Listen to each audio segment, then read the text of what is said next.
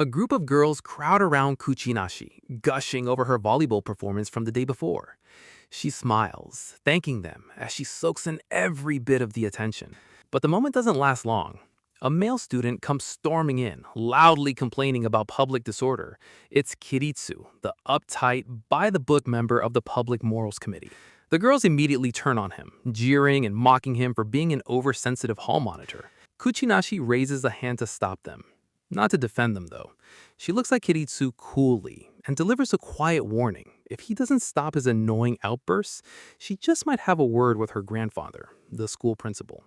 Kiritsu mutters under his breath about her abusing that connection, but he doesn't back down. He stands his ground, pointing out that her group is blocking the hallway. Nearby, a pair of male students watch the standoff unfold in hushed whispers. They note that Kuchinashi, the so-called man-hater prince, has had students expelled for far less than this. They're genuinely surprised Kiritsu is still standing, though one of them adds in a rather crude aside that anyone will lose focus around someone who looks like her. Kiritsu puts his whistle to his lips and blows. The crowd scatters. Order is restored. Kuchinashi watches him, glaring, her irritation quietly simmering. She doesn't just hate him because of his smug, self-righteous attitude. She hates him because no matter what, his test scores always land above hers. He is always on top of her academically. And the moment that thought crosses her mind, she catches herself. Her face goes red. She shakes it off immediately, burying the thought. What she means is she's going to outcompete him. Beat him where it counts. And if that's not possible right now, then she'll find another way to remove that particular annoyance from her life entirely. That evening, Kiritsu is alone in the classroom, quietly working through a report. Kuchinashi steps inside and approaches him from behind. She comments on his diligence, her tone carrying just enough sarcasm to sting. He's irritated the second he hears her voice, but before he can say anything, she pulls a chair right up beside him and sits. Her plan is simple. The security camera's running. They're alone. All she needs is for him to slip up, break one rule, just one, and she'll have everything she needs on tape to push for his expulsion. She shifts slightly closer, just enough to edge into his personal space. Then she coughs softly, drawing his attention. The trap is set. Kiritsu doesn't even look up from his typing. He just mutters that she's in the way. Kuchinashi stares at him. That's it. No reaction, no discomfort, nothing. She grits her teeth. Fine, new plan. She deliberately fidgets with her uniform, loosening it just enough to be a noticeable violation of the dress code. Surely that would do it. Fluster him, make him panic, get him to do something she could use. What she gets instead is fury. Kiritsu's eyes land on the uniform and his expression shifts immediately, not to embarrassment but to sheer outrage. He snaps at her, calling her reckless, and tells her not to move. Then he reaches into his bag and pulls out a sewing kit. Kuchinashi blinks. He threads the needle with practiced ease, leans in, and gets to work sewing her buttons back on without a single moment of hesitation. She had calculated every possible reaction: panic, awkwardness, a rule broken in the heat of the moment. Not this. Never this. And now he's close. Too close. Close enough that she can't think straight. She sits completely frozen while he works, her heart doing things she absolutely did not authorize, her mind scrambling to regain control of a situation that has somehow turned entirely against her. Then she let out a strange sound. Kiritsu paused and asked, "Did I stab you with the needle or something?" She quickly brushed it off. "It's nothing." He pulled her closer, murmuring, "It's hard to nod it properly like this." Her face flushed bright red. Annoyed at how oblivious he was, she thought, he just wants to stare at me, doesn't he? Frustrated, she silently urged him to stop hesitating and finally make a move, grab her melons already. He finishes, snaps the thread, and leans back like nothing happened. He packs up his bag, mentions almost as an afterthought that he has a part-time job at an abacus class to get to, and stands up. Then he pauses. He tells her calmly and directly that he's heard the rumors about how she lures students into breaking rules, about her little setups. He looks at her one last time and states plainly that it won't work on him. He will not break the rules, not for anyone. Then he walks out the door. Kuchinashi sits alone in the empty classroom, the silence pressing in around her. Her face is burning, her hands won't stop trembling. And the strangest part, the part that unsettles her more than any of it, is that she isn't even angry the plan failed.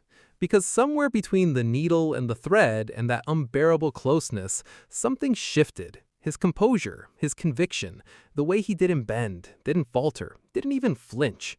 She doesn't have a word for what she's feeling right now. But it doesn't feel like hatred. Morning comes. Volleyball practice is in full swing. Her teammates cheer her on from the sidelines, full of energy, completely devoted to their star player. Kuchinashi smiles back at them, the same composed, polished smile she always wears. But her focus keeps slipping. Just for a fraction of a second, just one unguarded moment, and there it is again, the memory of him leaning in, needle in hand, eyes fixed on her uniform like it was the most serious task in the world. Her grip on the ball tightens. She pushes through it. Later, walking through the hallway, the internal argument starts up again. Part of her wants to avoid him completely.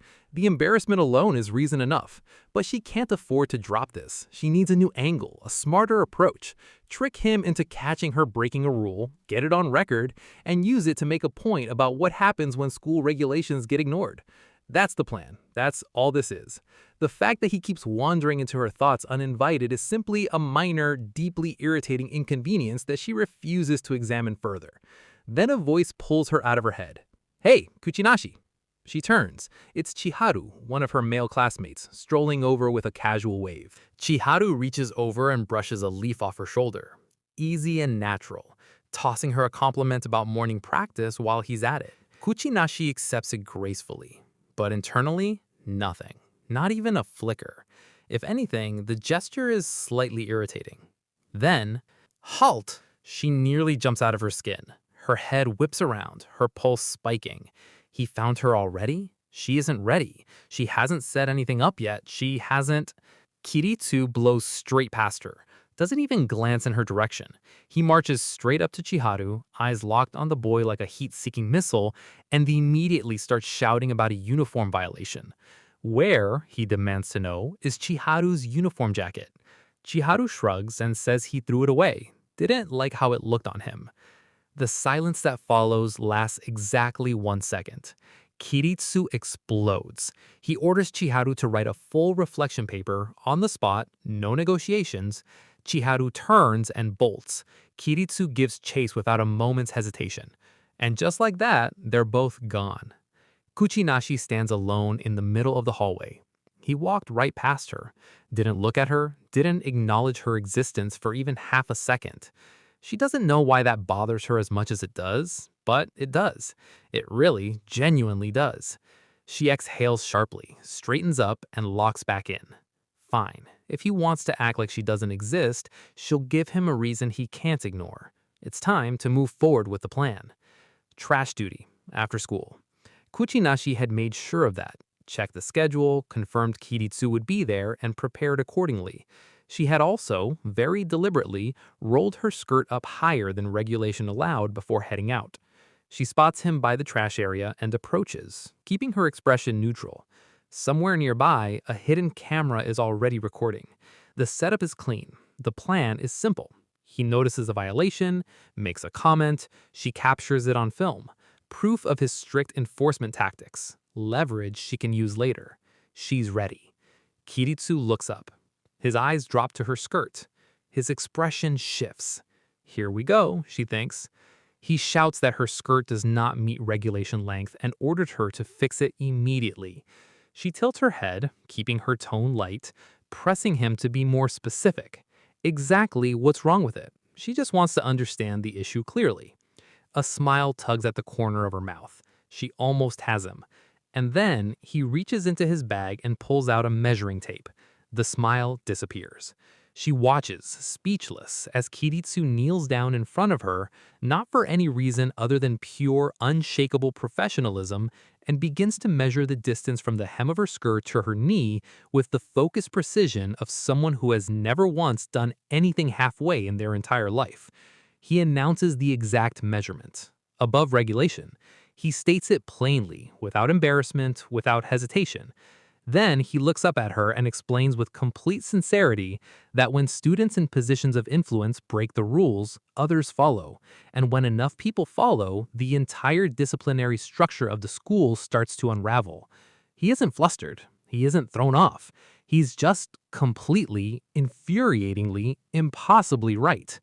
Kuchinashi stares down at him, her hidden camera recording every second of a plan that has, once again, collapsed entirely in the wrong direction. Kuchinashi's flustered, but she keeps her composure. Whatever his reasons, she notes, he's only ever thinking about the rules. Nothing else, just the rules. Kiritsu stands back up and asks, straightforwardly, whether she understands why the uniform code matters. She takes a breath and explains, calmly, that she's wearing gym bloomers underneath. Practical reasons, nothing improper about it. He acknowledges that, then tells her it doesn't change anything. The skirt length still needs to be corrected. She panics internally. He's about to leave and she has nothing on camera yet. So she pushes back, argues that the rule itself is vague. What does must reach the knees even mean precisely? If he's so certain about the standard, she challenges, perhaps he should demonstrate it. Kiritsu accepts without missing a beat. He steps forward and carefully unrolls the waistband, adjusting the skirt to its proper regulation length with the same focused, methodical precision he apparently applies to everything in his life. Kuchinashi stands rigid throughout the whole thing, barely breathing. When he finishes, he looks at her and asks if she's satisfied. She stammers out a thank you, an actual, genuine, polite thank you. She doesn't know who she is anymore. Kiritsu turns to leave, and before he goes, he states plainly, for the record apparently, that he only corrected the skirt to enforce school regulations and that nothing inappropriate took place. Then, he's gone. Kuchinashi stands alone by the trash area and slowly her composure comes back to her. She strains up. Right, the camera. She still has the footage. Whatever just happens, whatever her face was doing throughout all of that, she at least has him on record diligently enforcing uniform regulations. She can work with that. She retrieves the camera and checks the lens. A trash can had been sitting directly in front of it the entire time. She stares at the blank footage. The universe, apparently, is on his side. The next morning, Kuchinashi walks up to the exam results board and immediately feels her stomach drop. First place, Kiritsu, again. Her mind goes straight to her grandmother, the principal, and what happens the moment she finds out her granddaughter isn't sitting at the top of the rankings. That is not a conversation she is willing to have. She turns away from the board, jaw set. This is his fault, all of it, and she needs to erase him before things get any worse. But she also has to be honest with herself. Every plan so far has collapsed the moment he opened his mouth or reached into his bag. Improvising clearly isn't working. She needs information, real, useful, actionable data. She needs to understand exactly what she's dealing with. Research mode, starting now. Her first stop is the clubroom, where she finds a group of girls already deep in complaint. Apparently, Kiritsu had been measuring skirts all over the school, and the general consensus was that he was completely out of line. Kuchinashi freezes. He does this to everyone? She had walked into that trash duty situation thinking she was setting a unique trap, and he had just been out there, measuring tape in hand, enforcing dress code violations across the entire student body like it was a normal Tuesday, which apparently for him, it was. She files that away and moves on. Next stop, the homeroom teacher. She goes in ready to dig. There has to be something, a complaint, a concern, even a mild criticism. The teacher lights up the moment Kiritsu's name comes up. Exemplary student, takes his disciplinary role super seriously, a genuine asset to the school. Kuchinashi walks out of that classroom with absolutely nothing. The most annoying person she has ever encountered in her life is, by every available account, completely spotless. She's going to need a different approach entirely. Every official channel has come up empty. No complaint, no incident, no record of anything she could use. Kuchinashi is running out of options. She turns to Chiharu. She's seen him around Kiritsu enough times to know he might have something useful. She finds him, pulls him aside, and gets straight to the point. What is Kiritsu's weakness? Chiharu immediately tries to wriggle out of it, insisting they aren't actually friends, that he barely knows the guy, that she's asking the wrong person entirely. Then he looks at her face. Whatever expression she's wearing, it works. He caves almost instantly. He thinks about it for a moment, then offers his best guess, that Kiritsu is probably like any other guy. If there's a girl he likes, that's where the weak point is. Kuchinashi walks away turning that over in her mind. What kind of girl would someone like him even be interested in? And more pressingly, if she's nowhere near his type, if he never lets his guard down around her specifically, then the whole angle is useless before it even starts. She's so deep in thought that she doesn't notice the door swinging open directly in front of her until it's almost too late. Kiritsu steps out. She barely holds back a curse. No camera, no setup, no plan whatsoever. He spots her immediately, eyes narrowing, and demands to know if she's up to something that violates public morals. She tells him no. He looks unconvinced but moves to walk past her anyway. And then his own feet betray him. He trips over nothing, goes down hard, and his glasses fly clean off his face and skitter across the floor. Kuchinashi stares. Then her mind starts moving. Without his glasses, he can barely see. She watches him patting the ground in a mild panic, squinting uselessly in every direction. A weakness, an actual, real, unguarded weakness handed to her completely by accident. She sits down, already thinking. But before she can do anything with the moment, Kiritsu, crawling blindly across the floor, bumps directly into her. She startles. He freezes. Her thoughts race ahead immediately. There's a surveillance camera nearby. If she can maneuver this just right, angle it correctly, it'll look like a perfectly innocent accident caught on tape. She starts calculating the positioning. Then Kiritsu unknowingly touched her where he shouldn't have. She immediately blushed, thinking she feels weird. Kiritsu suddenly grabs her melon and she thinks to herself that she's being ravished. Kiritsu squints at her from approximately 2 inches away. Then he accuses her loudly of tripping him on purpose. She fires back that he fell completely on his own and then crawled into her himself, which is entirely true, and she has no idea why she has to explain that. The reality of the situation seems to land on him all at once. He scrambles backward, somehow locates his glasses in the chaos, shoves them back on his face, and shouts at her to go home before speedwalking with whatever dignity he has left. Kuchinashi sits on the ground alone, staring after him. He didn't even register what happened, couldn't see well enough to notice any of it. All that quick thinking, all that rapid scheming, and the whole thing dissolved into nothing because the boy is blind without his glasses. She feels genuinely embarrassed that she overthought it that much. Meanwhile, Kiritsu is already halfway across the school grounds, breathing harder than a simple walk should require. He mutters to himself, jaw tight, calling her underhanded. Not for the scheming, not for any of the traps, for the volleyball uniform. It turns out that of every tactic Kuchinashi has deployed against him, the one she didn't even plan, showing up in her volleyball practice uniform, is the one that actually gets to him. That, apparently, is Kiritsu's greatest and most carefully guarded weakness, and he is absolutely furious about it. The reason he tripped in the first place, though he would never say it out loud, the volleyball uniform. The sudden, completely unexpected sight of her in it had short-circuited something in his brain for just a moment. Just long enough.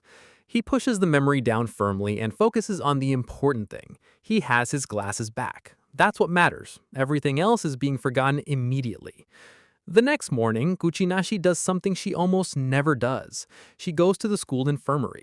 The nurse looks up from her desk and blinks, visibly surprised. Of all the students she expected to walk through that door, apparently this one wasn't on the list. She asks if something happened during training, an injury maybe.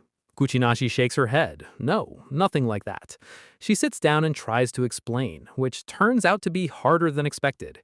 She describes feeling tense, restless, a strange heat that comes over her without warning, especially when, she chooses her words carefully, thoughts of a certain classmate happen to surface.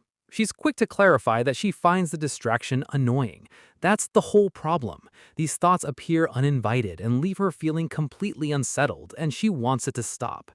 The nurse listens to all of this with a calm, patient expression. Then she smiles. It's stress, she says. Simple overthinking. Nothing more. Kuchinashi opens her mouth to argue. She is not worried about anything, not in the way the nurse is implying, but the nurse continues, gently suggesting she tries separating her mental state from her physical symptoms. Deep breathing, light stretching, basic relaxation. Kuchinashi stares at her. That's it? That's the advice? She walks out of the infirmary muttering under her breath that every single one of her symptoms is entirely Kiritsu's fault, and she refuses to do breathing exercises because of him.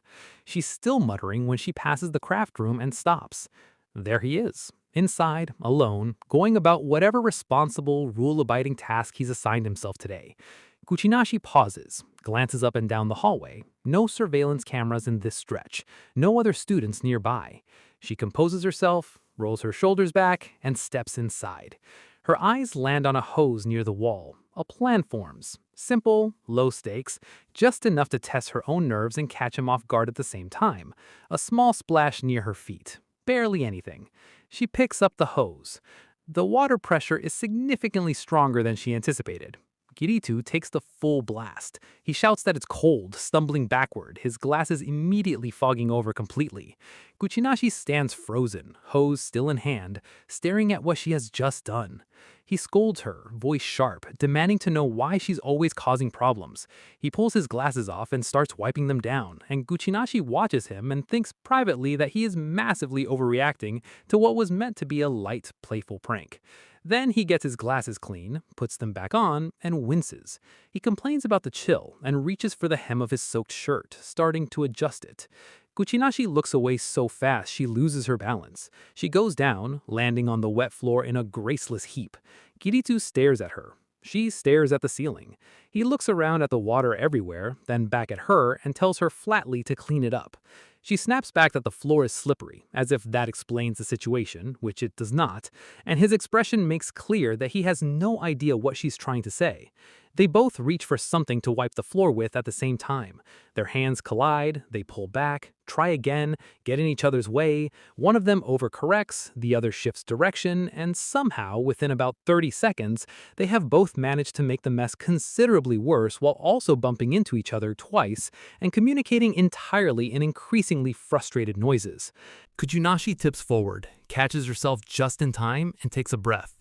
The situation looks bad. She knows exactly how it looks, but she pivots fast, adjusting her footing and shifting the narrative before it can settle into something embarrassing.